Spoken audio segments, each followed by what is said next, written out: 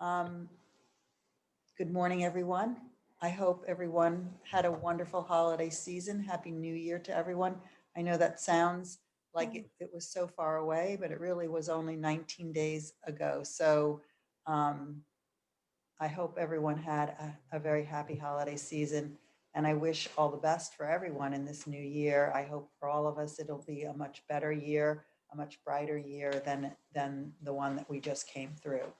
Um, this morning, joining me is Chief Rick Knox, former chief of the Olivet Police Department and the current executive director for the Major Case Squad.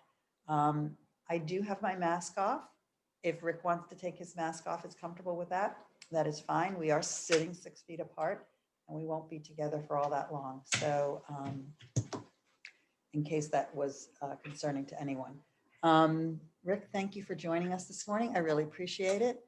And I think we're just going to get into the presentation, and then at the end, we'll do some questions and answers and see which questions haven't been answered to you by the presentation for you. So if we can get the Okay, yep. presentation over here for Rick, 1 second. he will get into it with us.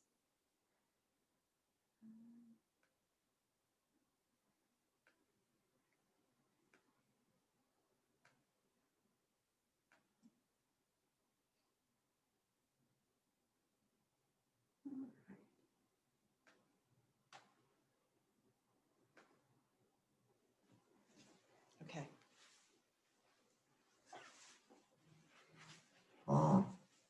Is that good? Okay. There you go, Chief.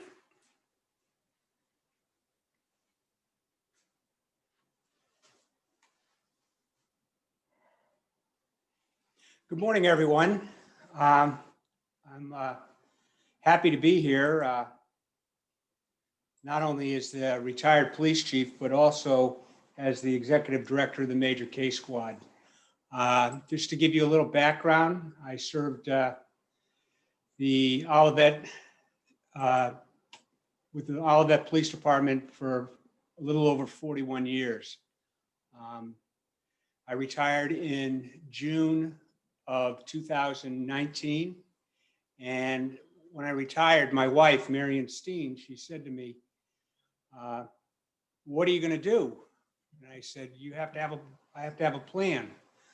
Well, and the last part was, I have to be out of the house 3 days a week, and the TV can't go on until 5 o'clock in the afternoon. So I looked, and the Major Case Squad, I was a member as an investigator back in 1999. And also I was a board member with the Major Case Squad for several years. And I became the executive director soon after I retired in July of 2019. So I'm going to start with this presentation. It's just going to give you an overview. I'll be glad to answer questions at the end, but also I'm not going to go into active cases that are going on right now, but I'll hopefully give you a snapshot of what we do in the St. Louis metropolitan area. The Major Case Squad began in 1964. Actually, it was in 1965. We just finished up 55 years of solving crimes, heinous crimes in the St. Louis metropolitan area. It's been recognized as a professional organization that consists of about 500 investigators that when a crime occurs, we have the resources that we can throw manpower, technology, and the whereabouts to get this completed. We began operational in May 1st, 1965. This slide's a little dated. It's actually, we celebrated 55 years, as I said. And KTVI says it's one of the greatest success stories in American crime fighting history. The Major Case Squad of Greater St. Louis is marking its 55th anniversary. It was first and remains America's largest homicide task force. The first chairman who brought this concept to St. Louis was a retired chief from Kansas City. They had something similar to this in Kansas City, and he was actually the second director of the FBI after Edgar Hoover. The original Illinois agencies was St. Clair County, Madison County, Belleville, and O'Fallon, Illinois Police Department. At this present time, the counties include St. Clair County, Monroe County, Madison County, Bond County, Macoupin County, Clinton County, Jersey County, and Randolph County. And they also have 34 municipal agencies, along with 7 sheriff's departments. In Missouri, the counties that include are St. Louis County, St. Louis City, St. Louis County, St. Charles County, Warren County, Franklin County, Jefferson County, Lincoln County, and we have 56 municipal agencies that belong to this task force, and also 6 sheriff's departments. If I'm going too fast for anybody, just raise your hand and we'll slow it down a little bit.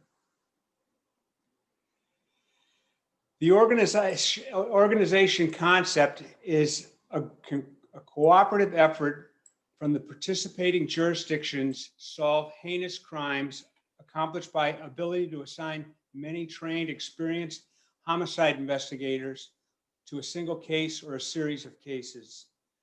The ability to conduct an around-the-clock saturation investigation over a sustained period. Usually when we get called out, it's for a 5-day period. If there's still leads to follow up, the deputy commander can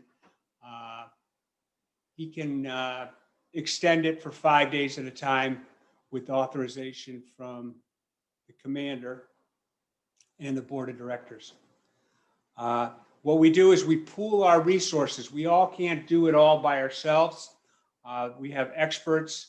We have, like I was talking with the mayor earlier, law enforcement has come a long way with technology and hard work and crime solving. But a lot of the things that we still do is we still beat the pavement like the old time foot coppers following up on leads, and we continue to throw everything we have at it. Like I said, we have 400 to 500 homicide investigators, so we have the resources, we have technology, we have the federal government's involved with the FBI, the marshals, DEA. There's all kinds, ATF, which is alcohol, tobacco, and firearms. So we have the resources to come into an agency and provide the help that they need. Some of the organizational concepts that we have, we investigate homicides, and if there's a serial rapist, sexual assaults, serious assaults, which include shootings, cuttings, beatings, kidnapping, abductions, especially involving children. violent armed robberies, and other crime or series of crimes deemed a community or regional threat.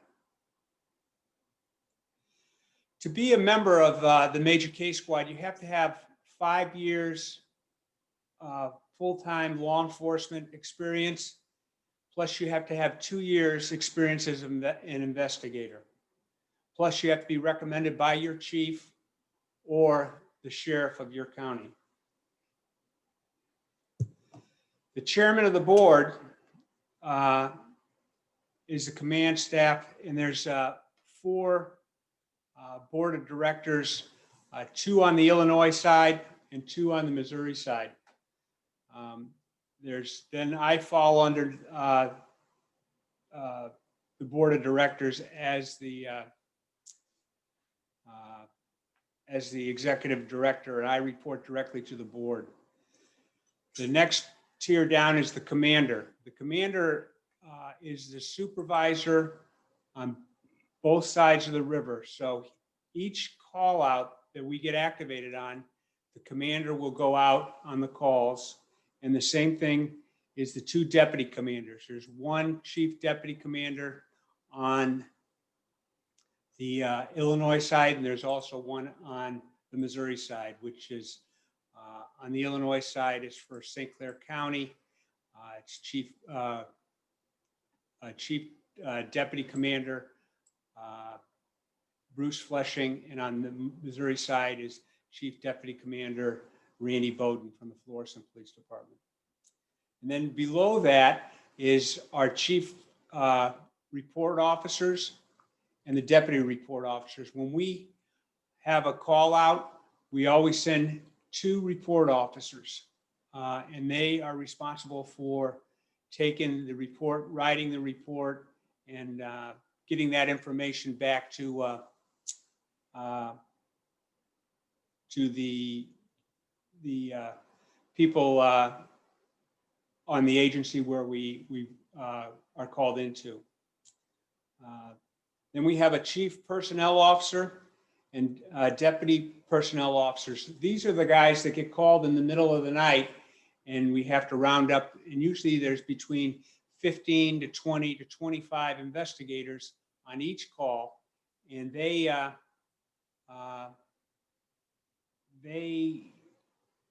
are the ones responsible for having the investigators to respond to the jurisdiction where they're needed.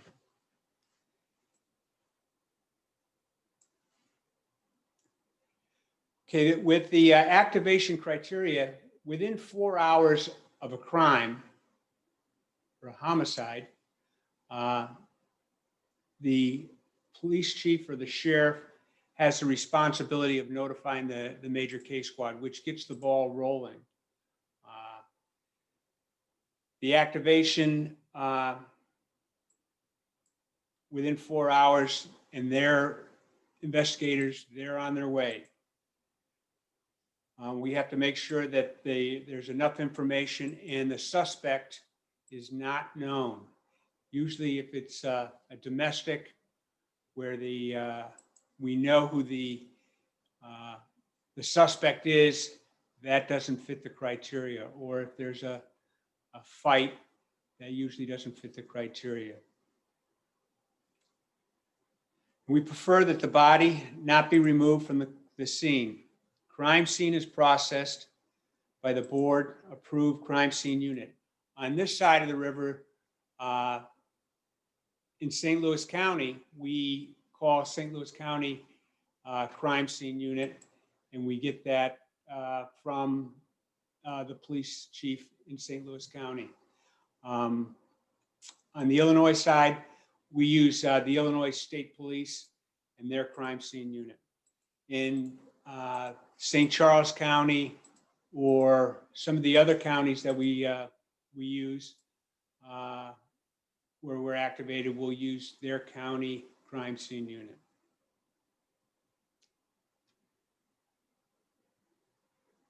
The approval, like I said earlier, is granted by the commander of the major case squad. That person is Major Jeffrey Connor. with the Madison County, Illinois Sheriff's Department. And then the last I want to say, once the major case squad comes into a scene, the local jurisdiction, they relinquish all the investigative issues to the major case squad. We work the case, and once we've completed, we turn it back over to the police department or the sheriff's department where the crime occurred. Like I said earlier, there's 15 to 20 experienced and highly trained investigators within 2 hours of the activation. It was back last month, or the end of November. The Olivet Police Department, they activated the major case squad. And I got the call, and the first thing that I did was I called the deputy chief, Elizabeth Andreski, and I told her we're on our way, we're coming. I called the city manager. I said, we're on our way. There'll be people showing up in a short time, and which they did. They work around the clock, usually between 5 and 7 days straight, unless there's more leads to follow up, and then they'll extend it. The one thing that I wanted to comment about, when Olivet activated the major case squad, at the same time, we had Overland had an activation, and then we also had St. Peter's Police Department activated, all within 3 or 4 days. So we had 65 investigators working this case, or working these cases. And they did a fantastic job. They solved all 3 cases. What I want to say is, right now, we've got 3 cases activated, one in Belleville, Illinois, the other one in St. Clair County, and then one in Lincoln County. And they've got about 60 investigators working those cases. So that's the resources that we can pull together, and we can start working these cases and trying to bring the people responsible to justice. In 2018, as you can see, there was 11 activations in Illinois. 8 of them were solved, and there's 3 that remain open. In 2018, in Missouri, there was 14. 11 were solved, and 6 remain pending. And this is sometimes it's kind of it's not like the true figures, like, because sometimes we know who did it, we just don't have the evidence to prove it at the time. So they're very misleading sometimes, and we just have to continue working those cases until we catch a break. It's like, I think a lot of people remember the Angie Houseman from 1993, where the little 9-year-old gal from St. Anne was abducted, and they found her at Bush's Wildlife. The investigators that worked that case, some of them are still working, they wouldn't let it go. They continued to work the case, and 25 years later, the crime lab, they had a new technique with DNA, and they were able to identify a suspect, and we brought him to justice, and now he's serving life without parole. So these cases stick with these investigators. just like they stick with the communities. We remember that. I remember that when that occurred. Going on in Missouri in 2019, there was 13 activations. 16 people were charged with murder. One remains open. 2020 was when our busiest year to date, where we had 28 homicide investigations where the major case squad was called in, and we solved 75%. Usually we set our mark is about 80% over the years. Last year we dipped a little bit and it was 75%, which is pretty good because as we can read in the papers, the clearance rate on homicides across the country is very low. And it's hard because crime has been so violent over the last few decades.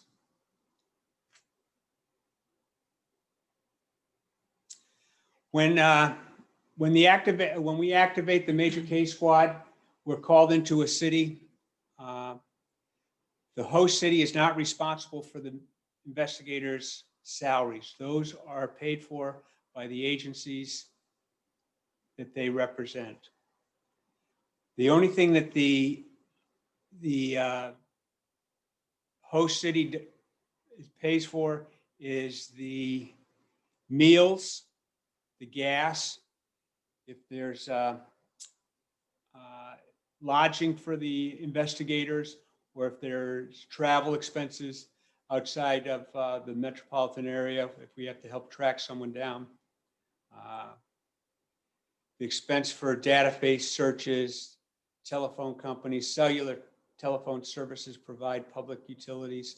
We can get all that information. We have access to that once we have a subpoena or we have a search warrant.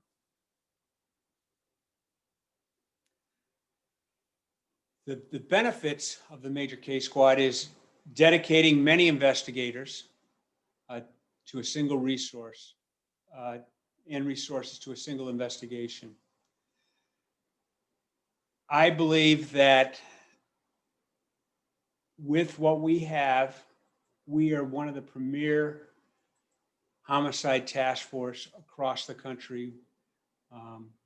And we usually solve these crimes within 5 days. The benefits is networking, resources, experience, and training.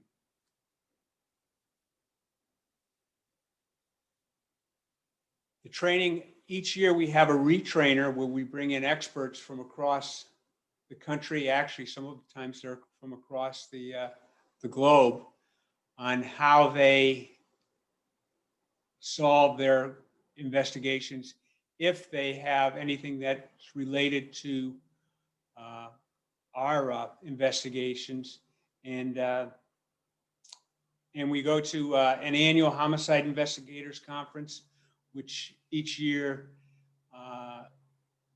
this last year, it was canceled in Washington, D.C. This year, it's supposed to be in August in Washington, D.C. I'm not sure if that's going to happen. We go to death investigations and coroners conferences. And the Missouri Highway Patrol puts on a national homicide investigation course. And then there's a new member orientation.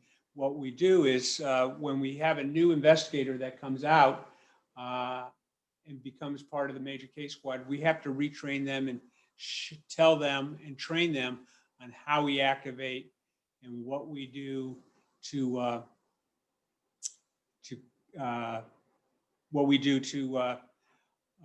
work together.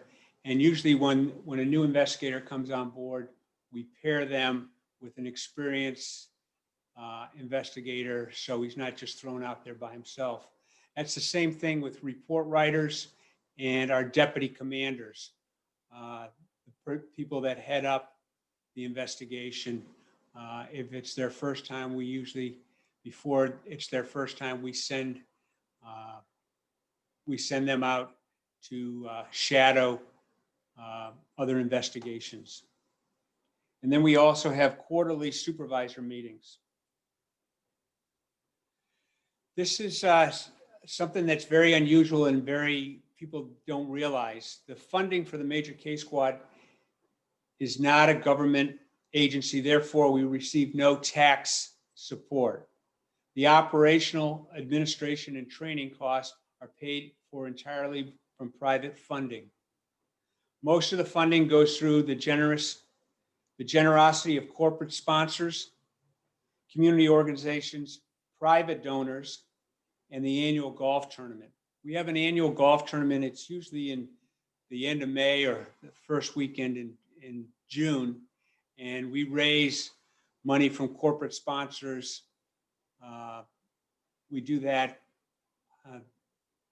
and that pays for our training when we go out of state to some of these conferences. The Major Case Squad incurs approximately $100,000 in annual cost.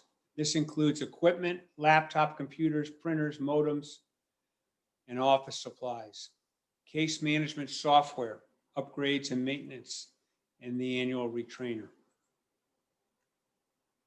Okay, these are some of the cases. Like I don't want to get into some of the newer cases that are still pending, but this is a case that happened in Madison County, Illinois, where in 1986, where the victim was murdered, and we brought it to the courts, and the person was convicted.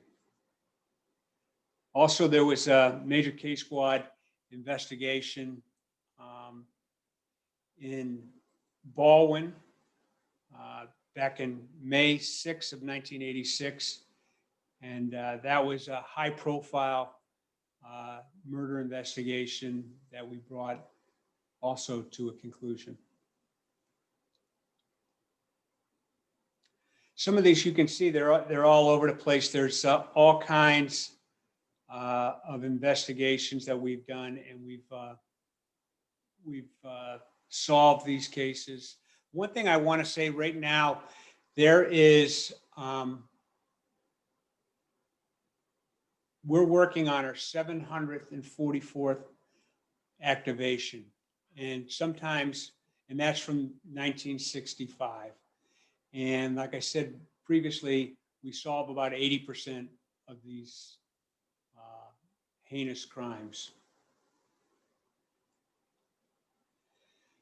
There was a little girl, 11-year-old girl, that was found murdered in Granite City or near Granite City, and we activated the Major Case Squad. This was back in 1998, and we solved that crime too. I mean, this is this girl was from the Bosnian community in St. Louis. This case, Amy Bloomberg, this was in O'Fallon, Illinois, where she was a store clerk. She was in there by herself. It was like a dance studio. And the case went cold for a long time. And it was the detectives that continued to work on this case. And we ended up solving that. And the man responsible for it gets 55 years.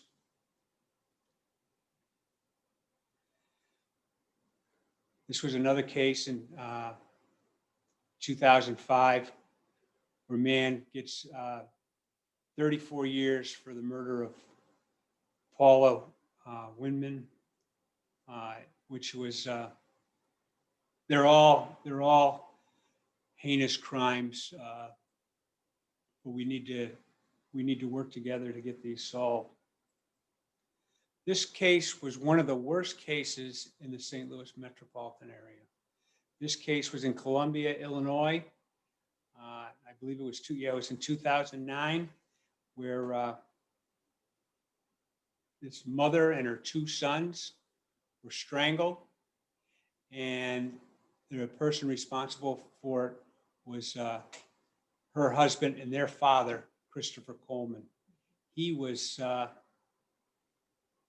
having an affair with a woman in Florida, and he wanted to move on with his life. And now he's serving life without parole.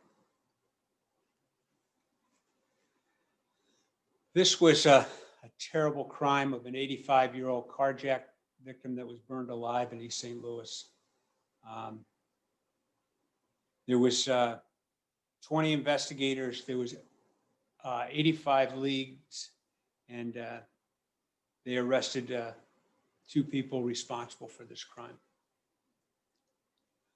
This was another case that just happened a few years ago, where the body of a SIUE student trying to sell his car on Craigslist went to meet a potential buyer and was murdered.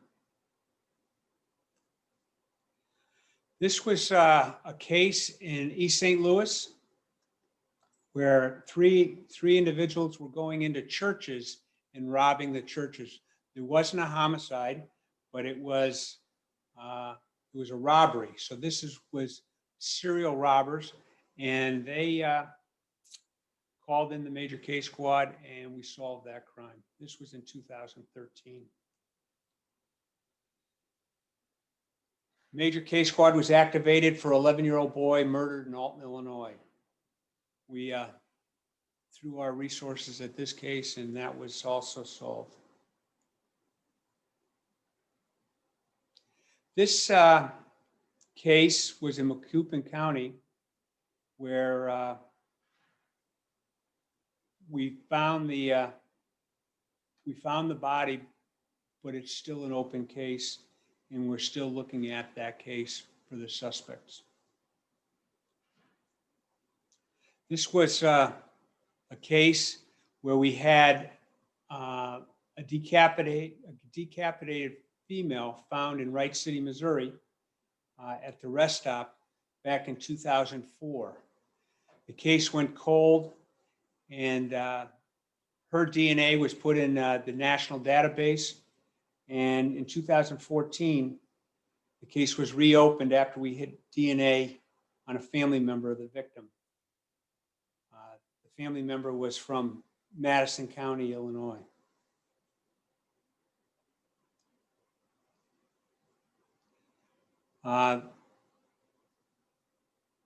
This was a case also, and this was on the east side in Cahokia.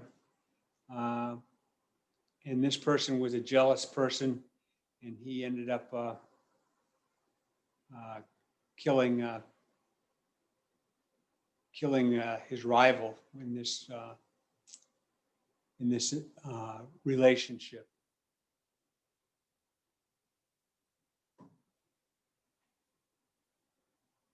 Right now, the major case squad is investigating search for a woman, Deonta Hedden. She's 37 years old and hasn't been heard from in a while. That case is still open. This is a case from Edwardsville, Illinois, where a couple was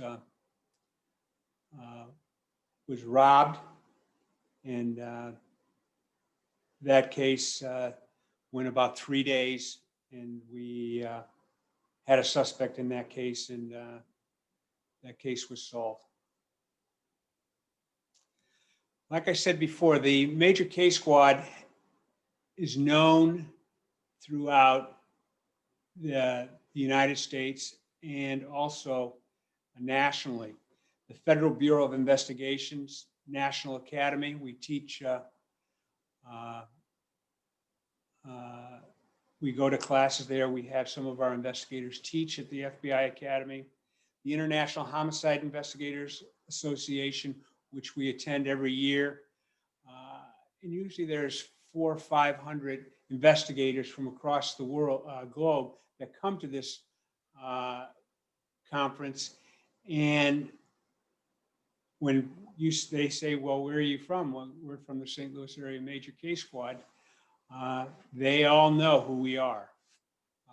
It is truly a success story.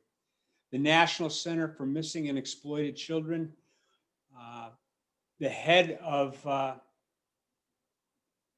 this organization was Robert Lowry Jr.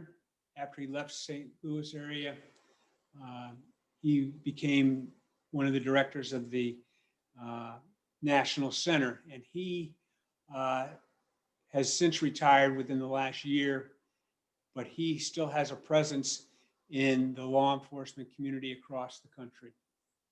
Then we have the Missouri State Highway Patrol and the National Conference for Crimes Against Women and Children. So we're recognized by all these organizations. And if you say you're from the Major Case Squad in St. Louis, people pay attention. The last slide is the Major Case Squad. We have a website. It's www.majorcasesquadstl.org. If you go on that website, you can see a lot of the cases reaching back over the years. They give you some of the particulars, how we were activated, the suspects that we've arrested, and some of the cases that are still open. And it's a good resource if you'd like to follow this up. I enjoy working for the Major Case Squad. I am actually honored to be part of this team. So if there's nothing else, if I can take a few questions, and hopefully I can answer them. As far as, like I said, some of the cases that are open, I will not be able to answer those questions. And then,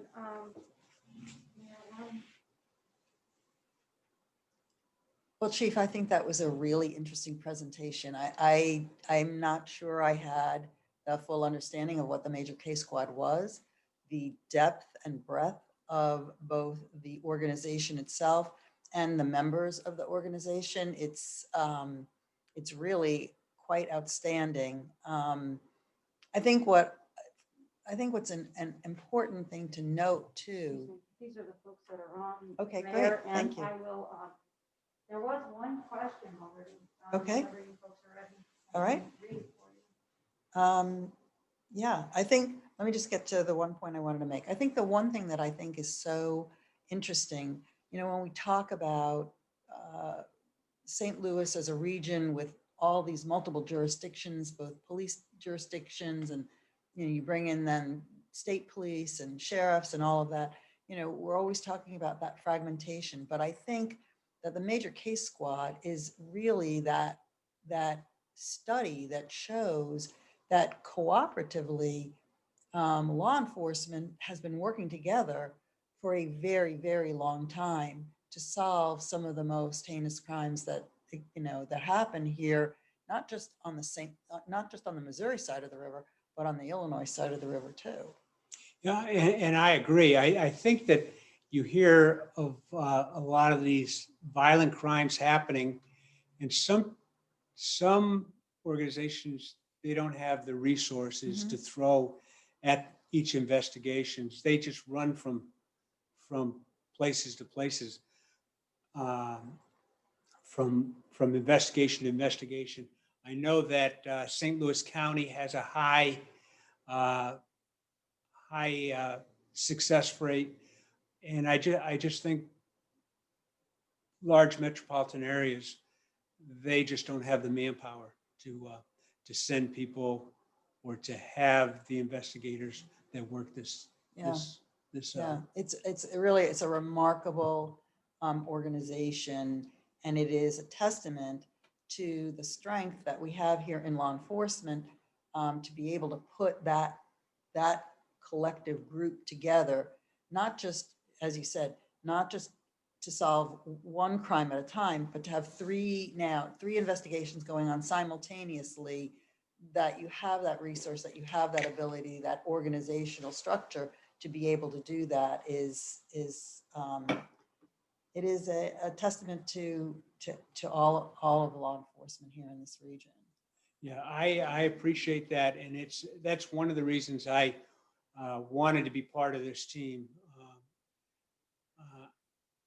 It's just amazing to see the inner workings and while I was chief, we didn't activate the major case squad.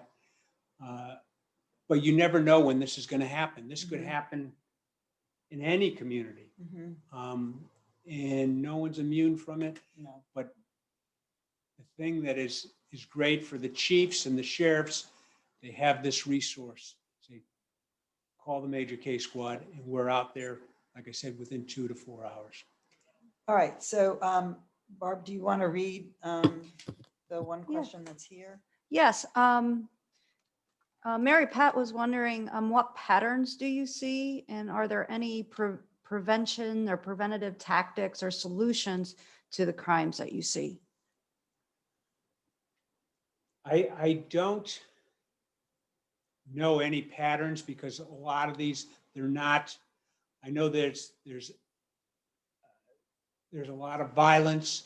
There's a lot of access to firearms. There's the economic part of this where individuals don't have any, they don't have a job, so they're just sitting around. But then there's just people that are evil, that they think that they can figure this out and they can get away with it.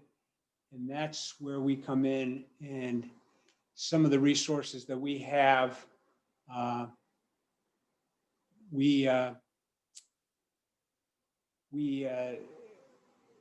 it's just unbelievable how we can go ahead and we can investigate these crimes. But getting back to some of the patterns, I just think that it's a pattern across the country. There's a lot of violence. Like I said, we investigated 30 homicides in 2020. And that was the highest we've ever investigated over the year.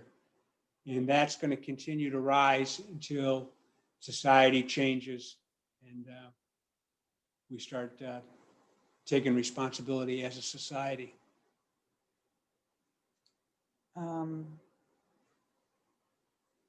I think there's another question. Can the major case squad model be used to aid in other cooperative efforts between various governmental agencies? Well, if I might take a stab at that, I think you do see that cooperative, not to this exact extent, Diane.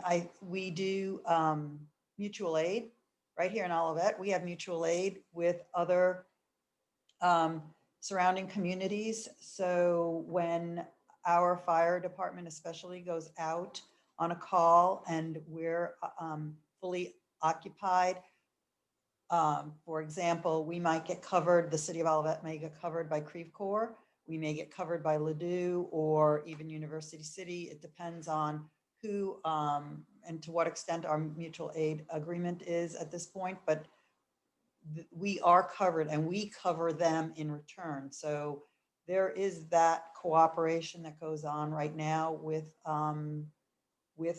our fire department. We also have our city managers have an organization in which they all meet and discuss the issues of the region. So there's that cooperation that goes on. And this is a great segue for me. Next month, my guest is going to be Pat Kelly, who is the executive director of the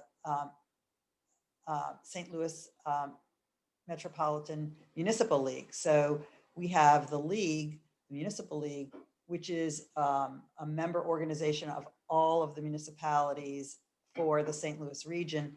And we also have St. Louis City, and the county are members as well. So that also has a cooperative element to it. So there is a lot of cooperation that goes on right now that unfortunately most people don't know an awful lot about. We're not great about touting ourselves and tooting our own horns, which is probably to our detriment. But next month we are going to talk about the cooperation that goes on within the municipalities. So The only thing that I'd like to say is in law enforcement in this community, the chiefs and some of the supervisors, command staff, and the line officers, they belong to these organizations that it's not like we don't see each other. Like we haven't been seeing each other since the pandemic, but we still have Zoom meetings. So I have these relationships, and the chiefs, all the chiefs have relationships throughout the metropolitan area where they know these other chiefs.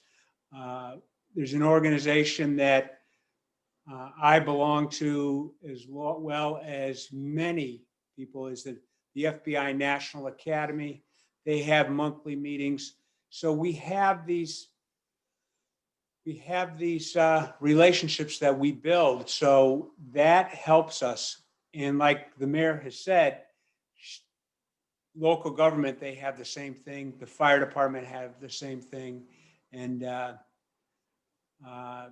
I feel that we do a pretty good job in the St. Louis metropolitan area. And as far as cooperation with other municipalities, I wouldn't trade it. I wouldn't trade any of these individuals. You always can pick up the phone and say, hey, this is what we're having. If there's going to be protest, or if there's going to be any kind of need for law enforcement to participate, it could be Policeman Day or whatever, you can get resources to come into your municipality and help you with this, where in some agencies, they don't have the resources to do that. any other questions for us?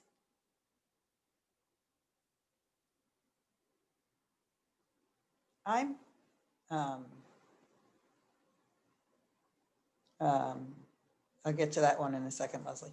I'm interested in, so when you get a call from the jurisdiction, then so what's your procedure? Take us through what happens. Okay, so the crime occurs, Mhm. and the first thing that we do is the police chief or their designee calls the commander on this side, which would be Major Randy Bowden from Okay. Florissant. Says we've got a case, and he goes through it and makes sure that we have enough. He contacts the commander. Then I get an email. Just like I got an email, Olivet's activating the major case squad for a homicide that happened on 170. Mhm. So then the investigators start coming. They set up a command post. We set up our command post in the city center. And once we set up that command post, they have computers that come in. They find out where everyone's from. Sometimes they have other detectives. Sometimes they have federal agencies that come in. Sometimes and some of these individuals, they have been trained on technology.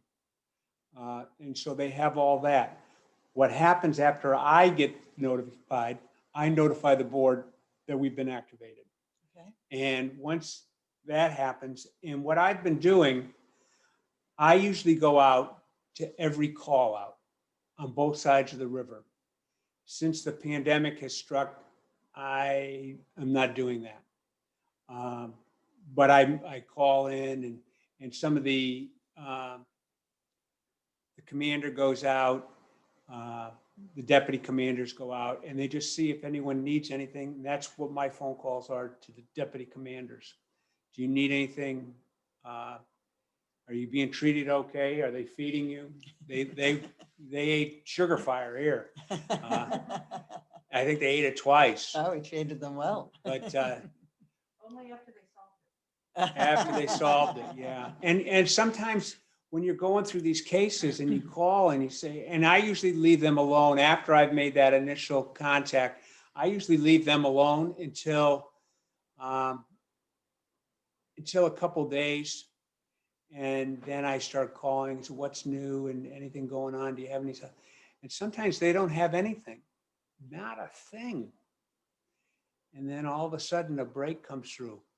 In the case here in Olivet, the brother of the victim got on and did a news conference, and he was unbelievable. I mean, he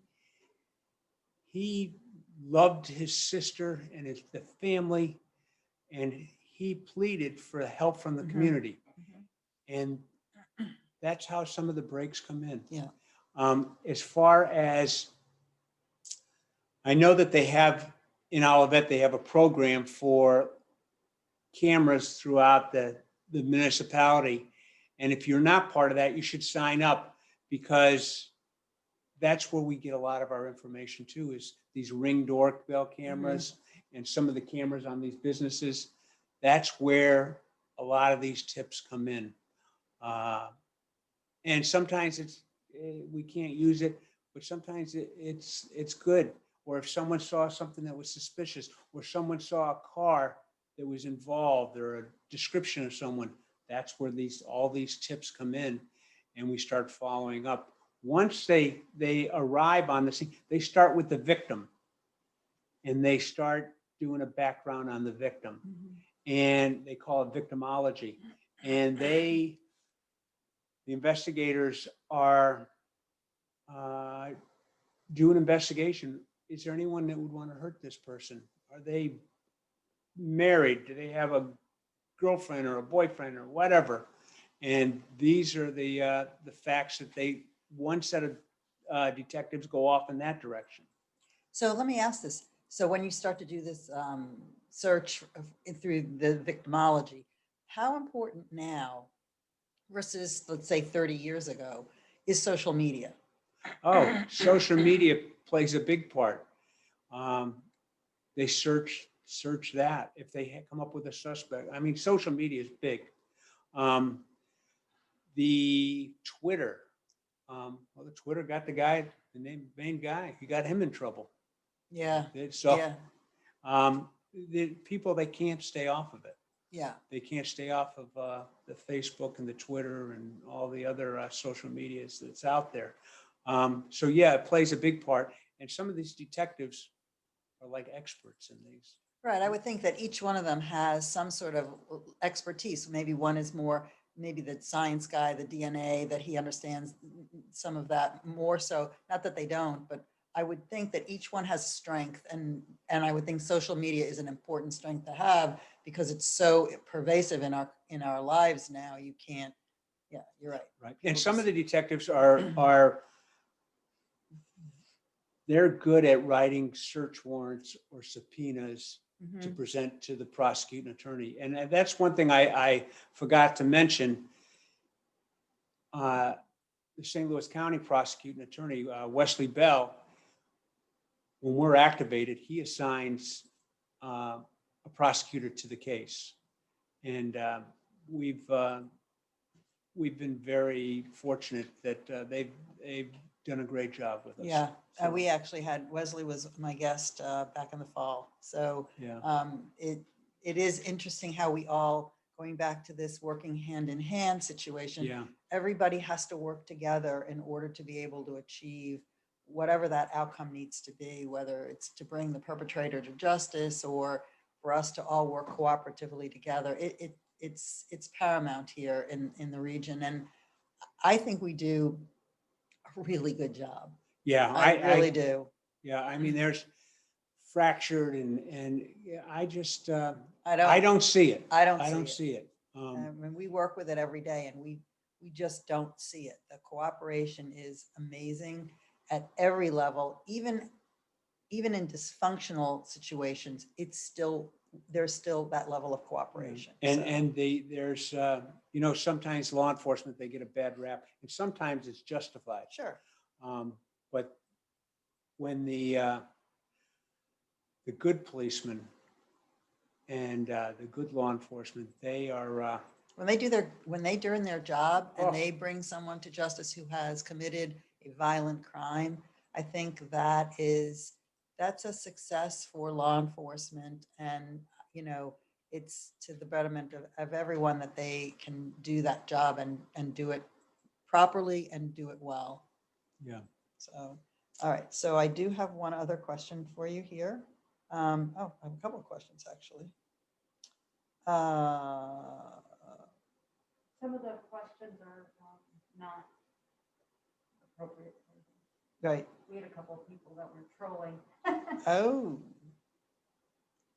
All right, so I let, think earlier down to the one. to the one from Leslie. Yes. Leslie, Leslie wanted to know your thoughts on the riot at the Capitol in DC. Well, my thoughts, I thought it was awful. Yeah. But with that said, you see the FBI and law enforcement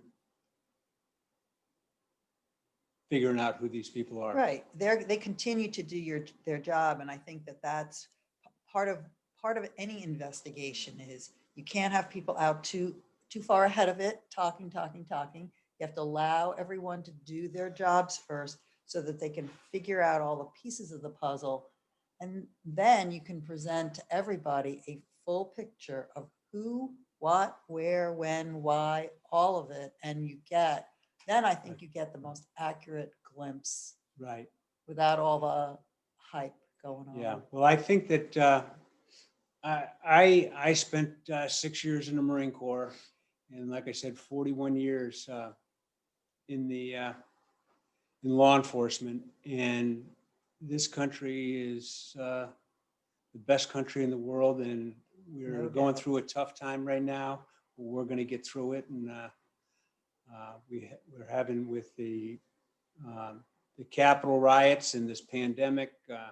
We don't know which way's up and which way's down, but Right. we'll figure that We out will too. figure it out. Yep, for sure. Are there any other questions for the chief? If they want to, if people want to come over and speak directly to us, that's fine too. I'll allow folks to talk. They would just have to unmute themselves. And if you want us to see and you, identify themselves. you can turn your videos on, but that is entirely up to you. I understand. That sometimes we're not ready for prime time. So it's I'm perfectly ready. I'm ready. But let me tell you, it took a lot more effort today than ever before. Yeah. I actually had to put something on below the waist that wasn't sweatpants. So yeah, if you would like to ask us a question directly, please unmute yourselves and ask away. I know that there's been a lot of, I don't know if in all of your circles, kind of to segue off to something else, but I don't know if in all of your circles, you've received all these different links to sign up to get COVID vaccine for those who might be in the mature category, such as myself. But I'm hoping that all of you are at least finding a way to get a vaccine. I'm hoping there'll be much more availability now as we've opened up into tier 1B, which is 65 and older, that we're going to get an allotment of vaccinations that's going to enable the vaccination sites to open up more slots for, more people to get in. I know Mercy had a large block open in their various locations. That was the buzz in my social circle over the weekend to get that, those appointments. I've been watching St. Luke's to see when they open up for their vaccinations. I know we could probably get them up on our website, but unfortunately, by the time we see them and get them up, it's hard because those slots close really fast. It's like the hottest ticket in town is to get an appointment to get your vaccination. So keep your eyes out though, and help people out, pass that information along so that we can all get out, get vaccinated, and maybe we'll all be able to come back together in real life again. So yeah, so anybody that wants to ask us, please do. Who does? All right, Lynn. Who is it? Lynn Hello. Bond. Lynn, unmute yourself and Hello, can you hear me? we're here. Can you hear me?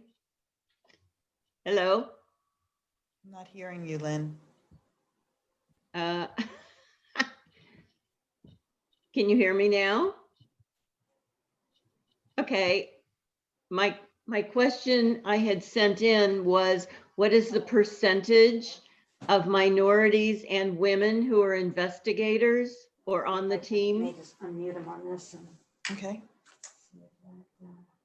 Oh, do you want me to, can I control it from here? Elaine, can you talk again? I'm sorry. Yeah, can you hear me now?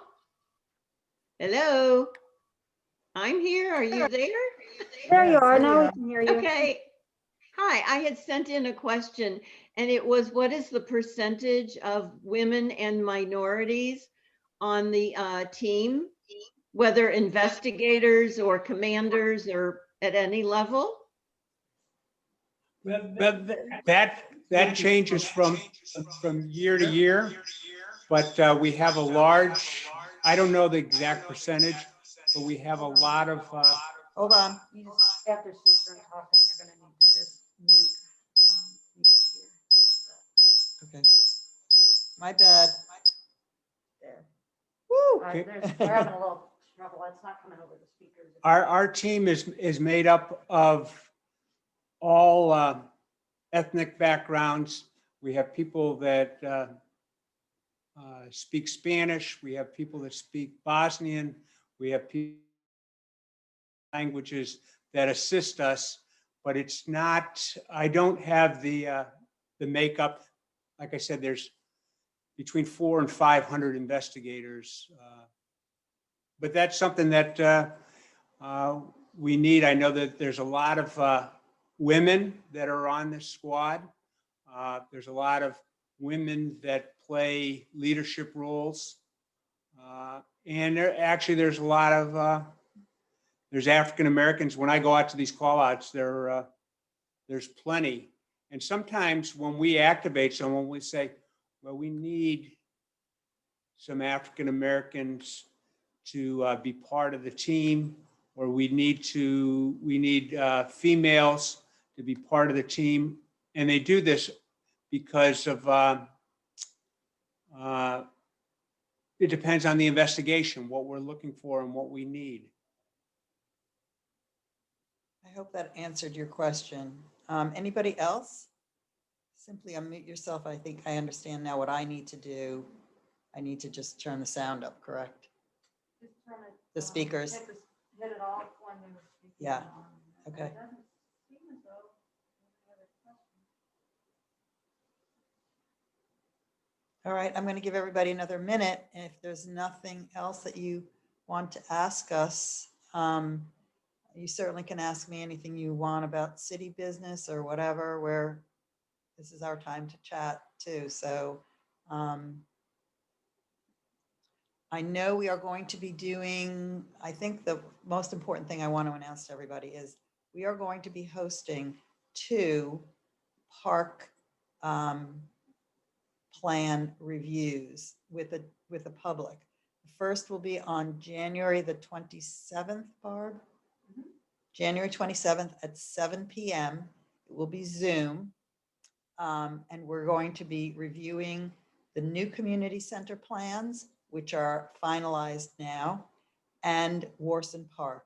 And those are super exciting. I mean, it's going to be great.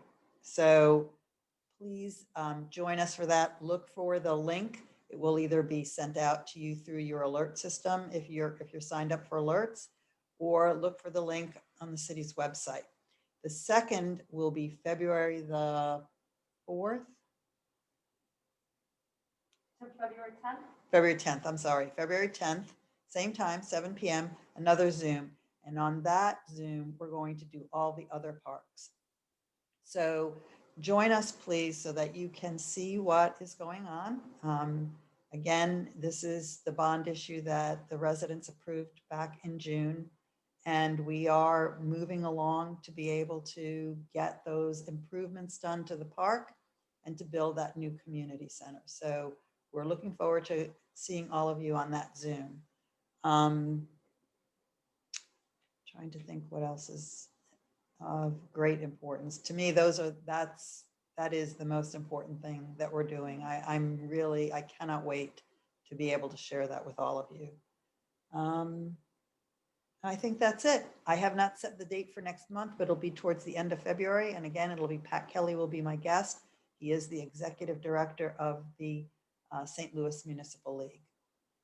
And with that, thank you, Chief. Do you have one? Thank you. I just have one last question. And it was, I believe it was a question from Leslie, and what she said about everything that's going on in the country. I am getting my shot this coming Saturday at the VA. So if any veterans are out there or any relatives to veterans, sign up whenever you can get the shot, and we're going to get through all this pandemic and all this stuff that's going on in Washington. And I wish everyone well. I thank you, Mayor. Thank you, Chief. And Barb. And I look forward to many great things, not only in Olivet, but in the St. Louis metropolitan area. And if you get a chance, check out that website, St. Louis Major K Squad, STL.org. And it's a great organization, and I appreciate being invited to be part of the Coffee with the Mayor this month. Thank you. Thank you, Chief. Thanks for joining us. I appreciate it. Thank you to all of you for joining us too. And I will see you back next month. Please don't forget, January 27th, join us when we discuss the community center and Warson Park. Bye, everyone. Take care.